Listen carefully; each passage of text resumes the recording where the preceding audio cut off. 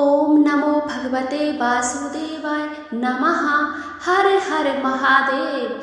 कुकु भक्ति चैनल में आप सभी भक्तजनों का हार्दिक अभिनंदन है। आज श्रावण मास के कृष्ण पक्ष की अत्यंत ही पुण्यदायी कामिका एकादशी का पावन दिवस है। ये व्रत पवित्र तिथि है जिसका महत्व इसमें भगवान श्री कृष्ण ने अर्जुन और पितामह भीष्म ने नारद जी को सुनाया था। क्या कोई एक व्रत ऐसा हो सकता है जो मनुष्य को वाजपेयी यज्ञ का फल प्रदान करे और ब्रह्मा हत्या जैसे महापाप से भी मुक्ति दिला दे। आज हम उसी कामिका एकादशी की व्रत कथा का श्रवण करेंगे जो हमारे समस्त पापों का नाश कर हमें भगवान विष्णु के चरणों में स्थान दिलाती है। और साथ ही हमें सुनेंगे 11 माता की वो है अद्भुत ही कथा दर्शाती है कि जब एक भक्त पर संकट आता है और उसकी सगी बहन ही ईर्ष्या के वशीभूत होकर उसके प्राणों की प्यासी हो जाए तो कैसे देह शक्ति एक ढाल बनकर अपने भक्त की रक्षा कर हर क्षण रक्षा करती है। आइए आज इस पावन दिवस पर हम इन दोनों दिव्य कथाओं का श्रवण से अपने जीवन को धन्य करें। गौरी पुत्र गणेश भगवान की जय, श्री लक्ष्मी नारायण भगवान की जय, श्री ओमापति शंकर भगवान की जय। जय हर हर महादेव।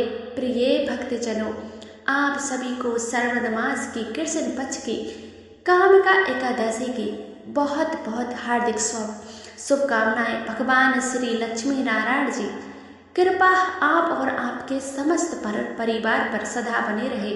श्रावण मास की कृष्ण पक्ष की एकादशी को कामिका एकादशी के नाम से जाना जाता है। कामिका एकादशी के दिन भगवान श्री हरि विष्णु शंख चक्र और गदाधारी रूप का पूजन किया जाता है। और कामिका एकादशी की कथा को सुनने मात्र से मनुष्य को वाजपेयी यज्ञ का फल मिलता है। भगवान श्री लक्ष्मी नारायण जी अपने भक्तों का घर पर अपार धन संपत्ति से भर देते हैं। और इस एकादशी के दिन जो मनुष्य भक्ति पूर्व के तुलसी दल भगवान विष्णु को अर्पण करते हैं वे इस संसार में समस्त पापों से दूर रहते हैं।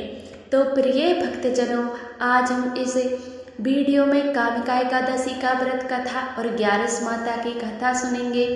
आप सभी भक्तजन पूरी श्रद्धा के साथ ध्यान पूर्वक प्रसन्नचित मन से भगवान श्री लक्ष्मी नारायण के चरणों का ध्यान करते हुए श्रवण कीजिएगा। तो सभी प्रेम से बोलिए श्री लक्ष्मी नारायण भगवान की जय। जय एकादशी माता की जय। सर्व देवी देवताओं की जय। हिंदू पंचांग के अनुसार कामिका एकादशी तिथि का आरंभ 20 तारीख को दोपहर 12:14 से शुरू हो रहा है, लेकिन शास्त्रों के अनुसार उदय तिथि में व्रत करने का विधान बताया गया है। ऐसे में अगले दिन यानी 21 तारीख को सोमवार कामिका एकादशी व्रत रखा जाएगा। वही तिथि 22 तारीख मंगलवार को सुबह 7:06 तक रहेगी। ऐसे में सुबह 7 बजे तक व्रत का पारण कर लेना उससे उत्तम रहेगा। कामिका एकादशी का व्रत रखने से जातक को भगवान विष्णु का आशीर्वाद प्राप्त होता है। इस व्रत को रखने से एक दिन पहले जातक को चावल का त्याग कर देना चाहिए। अगले दिन सुबह जल्दी उठकर स्नान करें। इसके बाद साफ वस्त्रों को धारण करें। माना जाता है कि कामिका एकादशी के दिन किसी पवित्र नदी में स्नान करना सबसे उत्तम होता है। अगर ऐसा असंभव ना हो तो आप स्नान के पानी में थोड़ा सा गंगा जल मिलाकर नहा सकते हैं। इसके बाद पूजा में पीले रंग का आसन बिछाएं और उस भगवान विष्णु जी की तस्वीर या मूर्ति स्थापित करें। अब विधि विधान से पूजा और आरती करें। साथ ही कामिका एकादशी व्रत कथा का पाठ भी जरूर करें। एकादशी व्रत के दिन पहले से ही नियमों का ख्याल रखना जरूरी होता है। इसमें चावल या त्याग करना सबसे जरूरी होता है। 10वीं तिथि से सात्विक भोजन करें और ब्रह्मचर्य का पालन करें। साथ ही व्रत के दिन सुबह जल्दी उठना चाहिए और दिन में सोने से बचना चाहिए। कामिका एकादशी का व्रत के दिन केवल फलाहार कर सकते हैं। विधि विधान से व्रत करने से जातक को बेहद शुभ फल की प्राप्ति होती है। इस दिन भगवान विष्णु और माता लक्ष्मी की पूजा का अवश्य करनी ही चाहिए। ऐसा करने से उनकी विशेष कृपा जातक पर बनी रहती है और जीवन में सुख समृद्धि आने लगती है। कथा के अनुसार एक समय अर्जुन ने भगवान श्री कृष्ण से कहा, प्रभु, मैंने आषाढ़ शुक्ल पक्ष की देवसैनी एकादशी का सविस्तार वर्णन सुना था। अब आप मुझे श्रावण मास के कृष्ण पक्ष की एकादशी की कथा सुनाने की कृपा करें।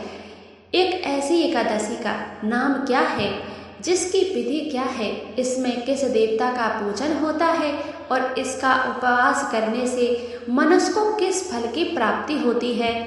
तब भगवान श्री कृष्ण ने कहा, धैर्य धरुजन, श्रावण मास की पवित्र एकादशी कथा सुनाता हूँ, तुम ध्यान पूर्वक श्रवण करो। एक बार इस एकादशी कथा को भीष्म पिता ने लोकहित के लिए नारद जी से कहा था। आज मेरी श्रावण कृष्ण की पक्ष की एकादशी की कथा सुनने की इच्छा है। अंत ही आप इस एकादशी की व्रत की कथा विधान सहित मुझे सुनाएंगे। तब नारद जी की इच्छा को सुनकर पितामह भीष्म ने कहा, हे नारद जी, आपने बहुत ही सुंदर प्रस्ताव किया है। आप बहुत ही ध्यान पूर्वक इसे श्रवण कीजिएगा। श्रावण मास के कृष्ण पक्ष की एकादशी को कामिका एकादशी कहते हैं। इस एकादशी की कथा सुनने मात्र से ही मनुष्य को वाजपेयी यज्ञ के फल की प्राप्ति होती है। कामिका एकादशी के उपास में शंख चक्र गदाधारी भगवान विष्णु का पूजन होता है। जो मनुष्य इस एकादशी को धूप दीप नैवेद्य आदि से भगवान विष्णु की पूजा करते हैं, उन्हें गंगा स्नान के फल से भी उत्तम फल की प्राप्ति होती है। सूर्य ग्रहण और चंद्र ग्रहण में केदार और कुरुक्षेत्र में स्नान करने से जिस पुण्य की प्राप्ति होती है, वे पुण्य की कामिका एकादशी के दिन भगवान विष्णु की भक्ति पूर्वक पूजा करने से प्राप्त हो जाती है। भगवान विष्णु का श्रावण मास में भक्ति पूर्वक पूजन करने से जो फल मिलता है, वे समुद्र और वन सहित पृथ्वी दान करने के फल से भी ज्यादा होता है। व्यक्तिपात में गंडकी नदी के स्नान करने से भी जो फल प्राप्त होता है, वे फल भगवान विष्णु की पूजा करने से मिलता है। संसार में भगवान विष्णु की पूजा का फल सबसे ज्यादा होता है। अंत ही जिसने भक्ति पूर्वक भगवान की पूजा ना बन सके, तो उन्हें श्रावण मास की कृष्ण पक्ष की कामिका एकादशी का उपवास करना चाहिए। आभूषणों से युक्त एक बछड़े सहित गोदान करने से जो फल प्राप्त होता है, वे फल कामिका एकादशी का उपवास करने से ही मिल जाता है। उत्तम दिए श्रावण मास की कृष्ण पक्ष के कामिका एकादशी का वास करते तथा भगवान विष्णु का पूजन करते हैं, उनसे सभी देव नाग किन्नर पितृ आदि की पूजा हो जाती है और इसीलिए सभी पापों से डरने वाले व्यक्तियों को विधि विधान सहित इस उपवास को करना चाहिए। संसार साधन तथा पापों में फंसे हुए मनुष्यों को इनसे मुक्ति के लिए कामिका एकादशी का व्रत करना चाहिए। कामिका एकादशी के उपवास से भी सभी पाप नष्ट हो जाते हैं और संसार में इससे अधिक पापों को नष्ट करने वाला कोई उपाय नहीं है। हे नारद जी, इस पर भगवान विष्णु ने कहा है कि मनुष्य जो आत्मक विद्या से जो फल प्राप्त होता है, उससे अधिक फल कामिका एकादशी का व्रत करने से मिल जाता है। इस उपवास को करने से मनुष्य को ना यमराज के दर्शन होते हैं और ना ही नरक के कष्ट भोगने पड़ते हैं। वह इसमें ही अधिकारी बन जाता है। जो मनुष्य इस दिन तुलसी दल से भक्ति पूर्वक भगवान श्री हरि का पूजन करते हैं, वे इस संसार में सागर में रहते हुए भी इस प्रकार अलग रहते हैं। जिस प्रकार कमल पुष्प जल में रहता हुआ है अलग रहता है, तुलसी दल से भगवान श्री हरि का पूजन करने का फल एक बार स्वर्ण और 4 बार चांदी के दान करने के फल के बराबर भगवान विष्णु रतन मोती मणि आदि आभूषणों की अपेक्षा तुलसी दल से अधिक प्रसन्न होते हैं। जो मनुष्य प्रभु का तुलसी दल से पूजन करते हैं उनके सभी पाप नष्ट हो जाते हैं। नारद जी, अब भगवान अति प्रिय श्री तुलसी जी को प्रणाम करता हूँ। तुलसी जी के दर्शन मात्र से ही मनुष्य के पाप नष्ट हो जाते हैं और इस पर मात्र से ही मनुष्य पवित्र हो जाता है। तुलसी जी को जल से स्नान कराने से मनुष्य की सभी यम यातनाएं नष्ट हो जाती हैं। जो मनुष्य तुलसी जी को भक्ति पूर्वक भगवान श्री हरि जी के चरण कमलों में अर्पित करता है उसे मुक्ति मिल जाती है। इस कामिका एकादशी की रात्रि को जो मनुष्य जागरण करते हैं और दीप दान करते हैं उनके पुण्य लिखने की त्रिपुर गुप्त भी समर्थ है। एकादशी के दिन जो मनुष्य भगवान के सामने दीप जलाते हैं उनके पितृ ईश्वर लोक में अमृत पान करते हैं। भगवान के सामने जो मनुष्य घी या तेल का दीपक जलाते हैं उनको सूर्य लोक में भी हस्त्र दीपों का प्रकाश मिलता है। आइए अब सुनते हैं एकादशी माता की कथा। सभी प्रेम से बोलिए एकादशी माता की जय। श्री लक्ष्मी नारायण भगवान की जय। एक बार एक राज्य में एक राजा रहता था। राजा बहुत ही बुद्धिमान और बलशाली था। राजा सदा ही अपनी प्रजा का बहुत अच्छे से ध्यान रखता था और एक प्रजा भी राजा को बहुत पसंद करती थी। राजा की 2 बेटियां थीं। राजा अपनी दोनों बेटियों से बहुत प्रेम करता था। राजा की छोटी बेटी देखने में बहुत ही सुंदर और आकर्षक थी और वही राजा की बड़ी बेटी छोटी बेटी के मुकाबले में थोड़ी कम सुंदर थी। राजा की छोटी बेटी माता का पूजन किया करती थी। सभी लोग राजा की छोटी बेटी से बहुत प्रेम करते थे और बहुत प्रशंसा किया करते थे। राजा भी अपनी छोटी बेटी को बड़ी बेटी से अधिक प्रेम करता था, जिसके कारण राजा की बड़ी बेटी को अपनी छोटी बहन से ईर्ष्या होने लगी। जब राजा की दोनों बेटियां बड़ी हो गई तब एक पड़ोस के राज्य में रहने वाले राजकुमार राजा की बड़ी बेटी के लिए रिश्ता लेकर आए।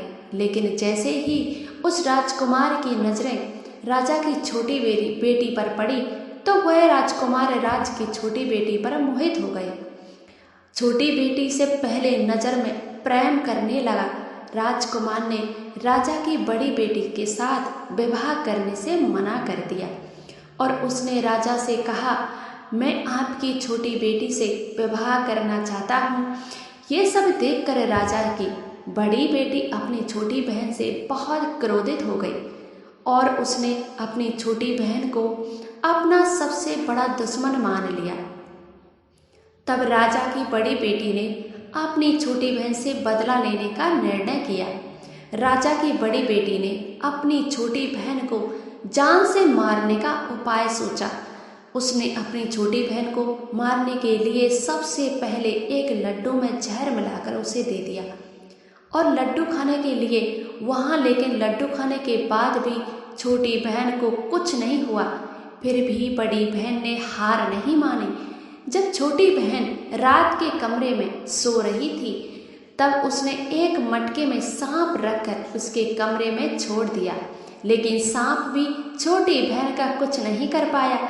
जिसके बाद बड़ी बहन ने छोटी बहन से कहा, चलो हम कुएं से पानी भरकर लेके आते हैं। और वह अपनी छोटी बहन को पानी भरने के बहाने से कुएं में पास ले गई और उसने अपनी छोटी बहन को कुएं में धक्का दे दिया।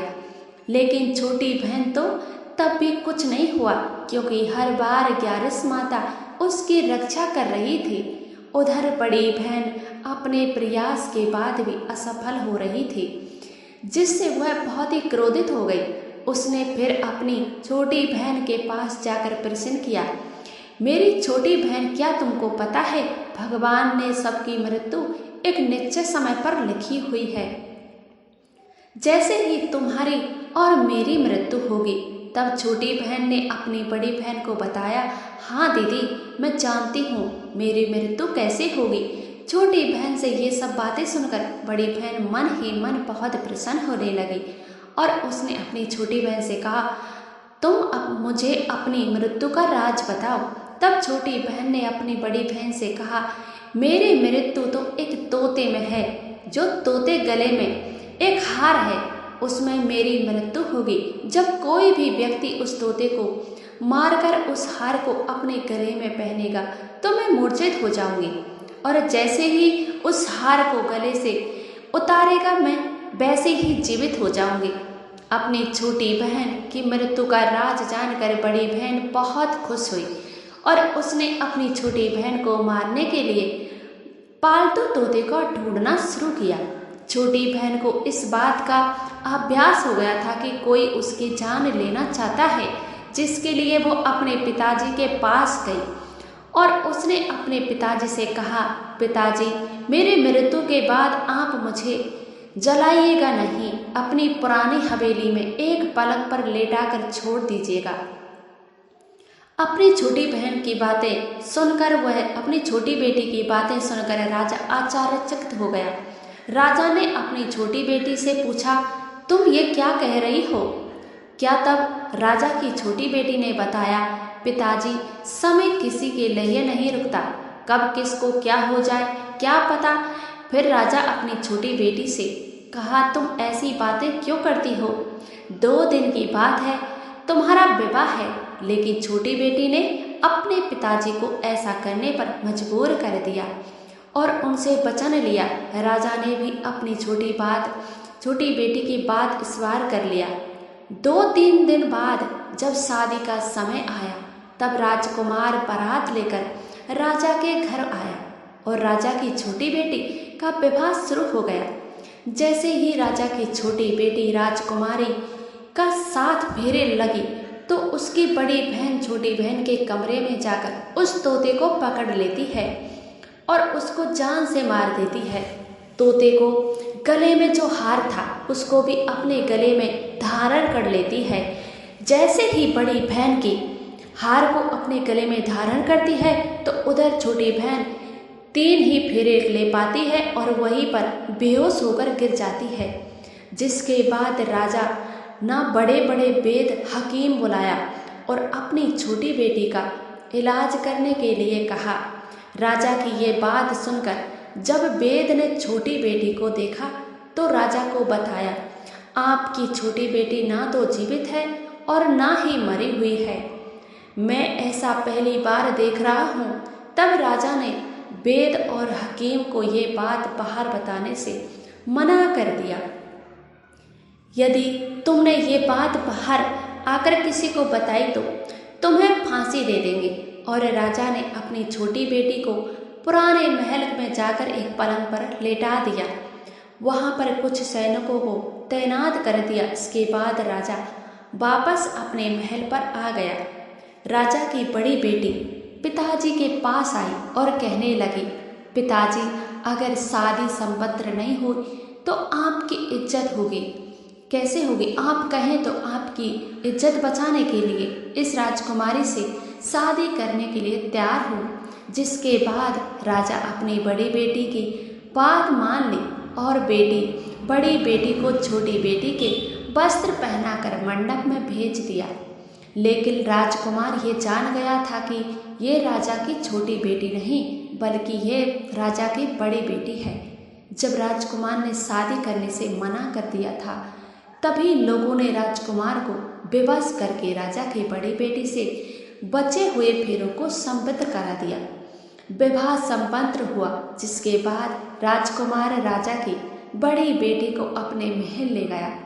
विवाह होने के बाद भी राजकुमार ना तो उससे बात करता और ना ही उसे पसंद करता और ना ही उसके आसपास भटकता। राजकुमार ने यह फैसला लिया कि वह अपनी प्रेमिका को ढूंढ कर रहेगा और यह जानकर रहेगा कि उसके साथ क्या हुआ है।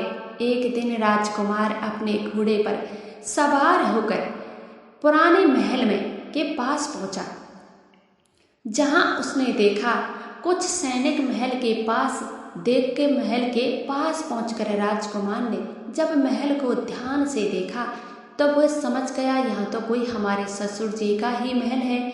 तब राजकुमार सैनिकों से पूछा, तुम लोग यहाँ क्या कर रहे हो? इस महल के अंदर उस पलंग पर कौन लेटा है? जिसके बाद सैनिकों ने बताया कि यहाँ पर राजा की छोटी बेटी लेटी है।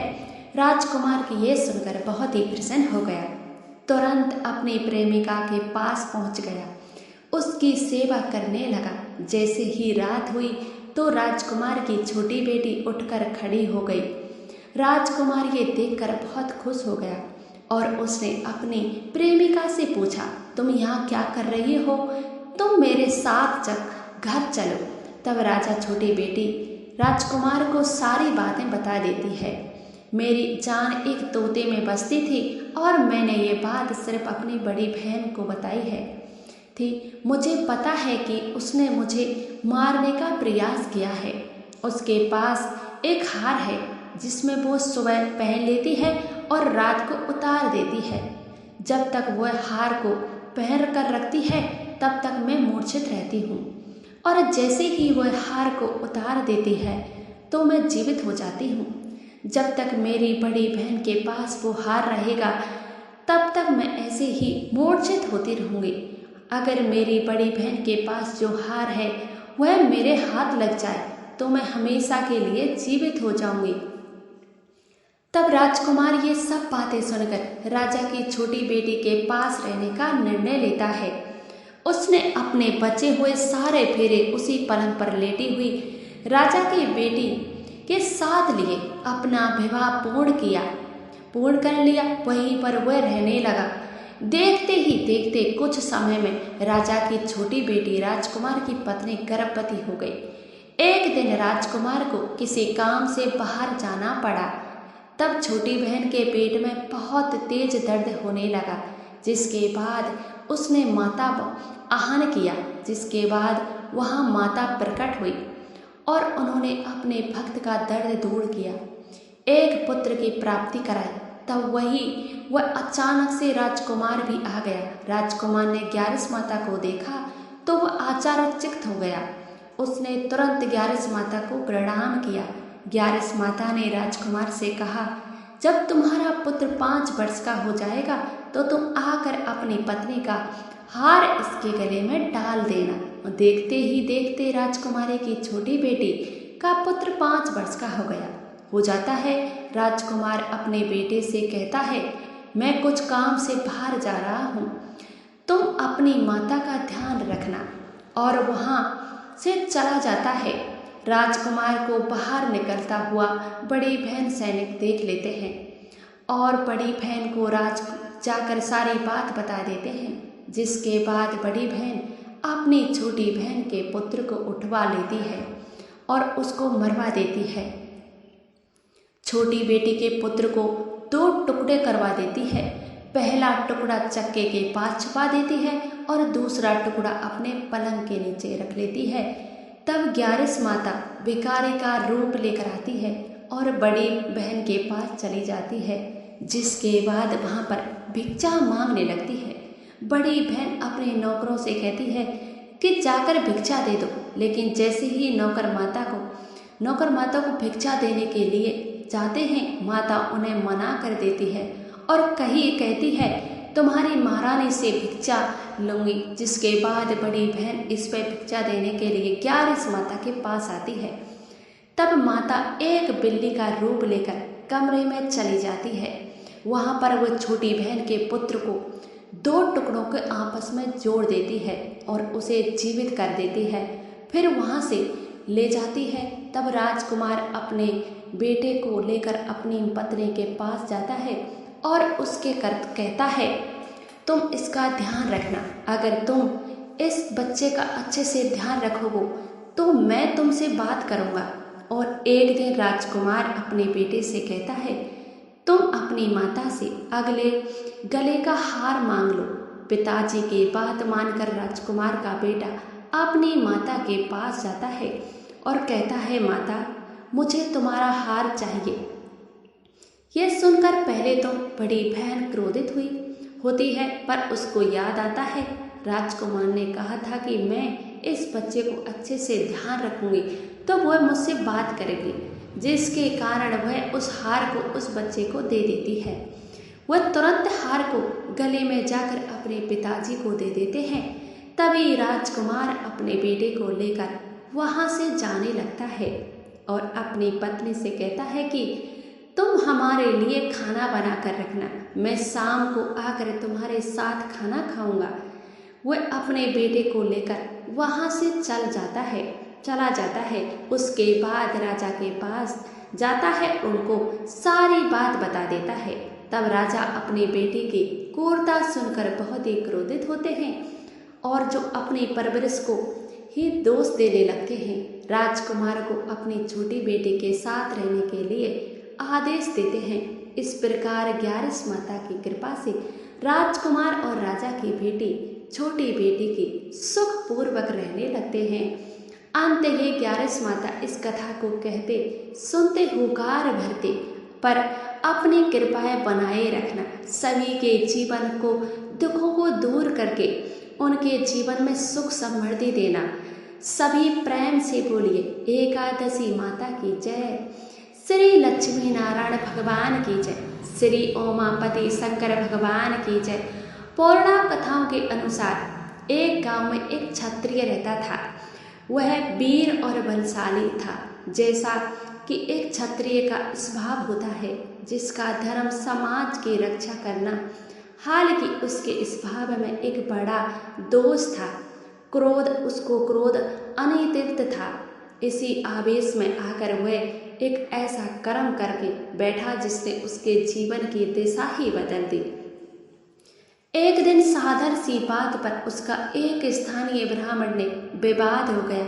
बात इतनी बढ़ गई थी कि हाथापाई की नौबत आ गई और क्रोध में अंधे उस क्षत्रिय को हाथों को ब्राह्मण की मृत्यु हो गई। जैसे ही क्षत्रिय का क्रोध शांत हुआ, उसे अपनी भूल की अभ्यता का एहसास हुआ।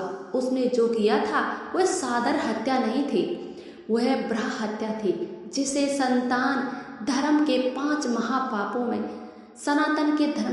महापापों में एक गिना जाता है। ब्रह्मा हत्या अर्थ ये सिर्फ एक व्यक्ति की हत्या नहीं, बल्कि एक सिद्धता की हत्या है। ब्राह्मण को समाज में ज्ञान, धर्म, संस्कृति और आत्म का भाग माना जाता है। उसकी हत्या करना उस ज्ञान की परंपरा का प्रहार करने जैसा है। एक ऐसा कर्म है जो न केवल व्यक्ति को बल्कि समाज और सृष्टि के संतुलन को भी प्रभावित करता है। इसका कर्म फल अत्यंत ही गंभीर और पीड़ित तक चरने वाला है। माता जाता है कि तत्काल सामाजिक अभिष्कार पक्षताप में जलते हुए क्षत्रिय ने उस मृतक ब्राह्मण का अंतिम संस्कार करना चाहा, तो समाज ने उसे तुरंत दंड दिया। गांव के अन्य पंडितों को ब्राह्मण समुदाय ने उसे इस क्रिया में भाग लेने से मना कर दिया। उन्होंने कहा, तुम प्राण हत्या के दोषी हो, तुम अवित्र हो चुके हो। जब तक इस महापाप का प्रायश्चित नहीं कर लेते, हम ना तो तुम्हारे किसी क्रिया में शामिल होंगे और ना ही तुम्हारे घर का अन्न जल ग्रहण करेंगे। युग का सबसे बड़ा सामाजिक दंड था। व्यक्ति को समाज से पूरी तरह काट दिया जाता था, जिसके उसका जीवन नरक सम्मान हो जाता है। समाज का दरा असकर और अपराध बोध से व्याकुल क्षत्रिय ने पंडितों के चरणों में गिरकर इस पाप से मुक्ति का उपाय पूछा। वह किसी भी कीमत का इस कलंक से मुक्त होकर एक सामान्य जीवन जीना चाहता था। तब ज्ञानी ब्राह्मणों ने उसे प्रचाप्तिक मार्ग बताया। श्रावण मास में कृष्ण पक्ष की कामका एकादशी व्रत से होकर गुजरता था। कामका एकादशी के ही क्यों प्रत्येक एकादशी भगवान विष्णु को समर्पित है और पापों को नाश करने वाली, लेकिन कामका एकादशी जो भगवान शिव जी की प्रिय श्रावण मास में आती है, वह महत्व और बढ़ जाता है। माँ कामका एकादशी का अर्थ है कामनाओं को पूर्ण करने वाली। ये व्रत न केवल संसारिक कामनाओं को बल्कि पाप मुक्ति और आध्यात्मिक कामना को भी पूरा करने की शक्ति रखता है। पुराणों में इसके पुण्य को अवशेष यज्ञ के सम्मान बताया गया है। व्रत के एवं पूजन एकादशी का व्रत केवल भूखे रहना नहीं है, ये इंद्रियों पर नियंत्रण, मन की शुद्धि और अपनी ऊर्जा को ईश्वर की ओर मोड़ने की एक गहन साधना है। इस दिन धर्म के रक्षक भगवान श्री हरि विष्णु का पूजन करने का विधान है। क्षत्रिय द्वारा उनकी पूजा करना धर्म को तोड़ने वाले अपने कृत्य के लिए धर्म के पालन से क्षमा मांगने के सम्मान था। ब्राह्मण भोजन एवं दक्षिणा यह प्रायश्चित एवं सामाजिक चरण यह विनम्रता प्रतीक है। ब्राह्मणों ने उसे आविष्कृत किया था। व्रत के बाद उन्हें की सेवा करना, उन्हें भोजन कराना और दक्षिणा देना स्वीकार करने जैसा था कि मैंने आपके समुदाय के प्रति अपराध किया है और अब मैं शुद्ध होकर आपकी सेवा में क्षमा चाहता हूँ। ये अहंकार को नष्ट करता है जिस आहार और क्रोध के कारण उसने पाप किया था। आशीर्वाद प्राप्ति ब्राह्मणों का आशीर्वाद यह प्राणिमुक्त करता है जिसकी समाज ने उसे पूर्ण अपना लिया है। प्रायश्चित की प्रकृतियाँ तभी पूर्ण होती हैं जब व्यक्ति को ईश्वर और समाज दोनों से क्षमा मिल जाए। क्षत्रिय ने पूर्ण श्रद्धा भक्ति और गहरे पछताव के साथ कामिका एकादशी का व्रत किया। उसने दिन भर उपवास रखा था, रात में जागरण किया, निरंतर भगवान विष्णु का नाम का जाप कर ध्यान किया। उसका पछताव इतना सच्चा था कि उसकी पुकार सीधे वैकुंठ तक पहुंची। उसी रात्रि करुणा को सागर भगवान श्री हरि विष्णु ने उसे ईश्वर में साक्षात दर्शन दिए। उनका दिव्य रूप देखकर क्षत्रिय अभिभूत हो गया। भगवान ने शोभे के वाणी में कहा, क्षत्रिय तुम्हारे सच्चे पछताव और इस व्रत के पुण्य के प्रभाव से मैं अत्यंत ही प्रसन्न हूँ। जाओ, तुम्हें ब्रह्मा हत्या के महापाप से मुक्ति मिल गई। ये ईश्वरीय वाणी सुनकर क्षत्रिय की आंखों से आनंद और कृत्य ज्ञान के आंसू बहने लगे। ये ईश्वर भगवान द्वारा उसके प्रायश्चित की स्वीकृति है।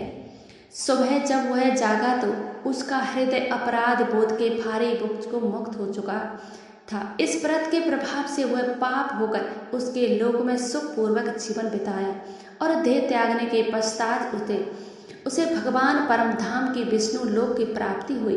यह कथा हमें यह गहन संदेश देती है कि इंसान से गलती या पाप हो जाना, इसमें यह सनातन धर्म में हर भूल सुधार और प्रायश्चित का मार्ग उपलब्ध है। कोई भी व्यक्ति इतना भी बड़ा पापी क्यों ना हो, यदि वो सच्चे हृदय से पश्चाताप करे और शास्त्र द्वारा बताए गए मार्ग पर चले तो भगवान असीम कृपा उसे अवश्य प्राप्त होती है। कामिका एकादशी का व्रत उसी कृपा को प्राप्त करने का अत्यंत ही शक्तिशाली और सुगम माध्यम है। तो प्रिय मित्रों, ये थी श्रावण मास की कामिका एकादशी परम कल्याणकारी व्रत कथा और 11 माता की अपनी भक्त पर कृपा दर्शाती चमत्कारी कथा। इन कथाओं को हमें यह स्पष्ट ज्ञान मिलता है कि विधि विधान से किया गया व्रत जहाँ हमें पापों से मुक्त कर पुण्य का भागी बनाता है, निश्चय और निर्जल पर मन से की गई भक्ति साक्षात देवी देवताओं को हमारे रक्षा के लिए विवश कर देती है। भगवान को हमारे महंगे चढ़ावे नहीं बल्कि हमारी सच्ची श्रद्धा और शुद्ध कर्म की ही प्रिय है। इन दोनों कथाओं में से किस प्रसन्न ने आपके हृदय को सर्वाधिक स्पर्श किया है? भगवान विष्णु अपने भक्त को ब्रह्म हत्या से तार देना या 11 माता अपने भक्त के प्राण और उसके पुत्र की बार बार रक्षा करना? आपने भव नीचे कमेंट में अवश्य व्यक्त करें। यदि ये कथा श्रवण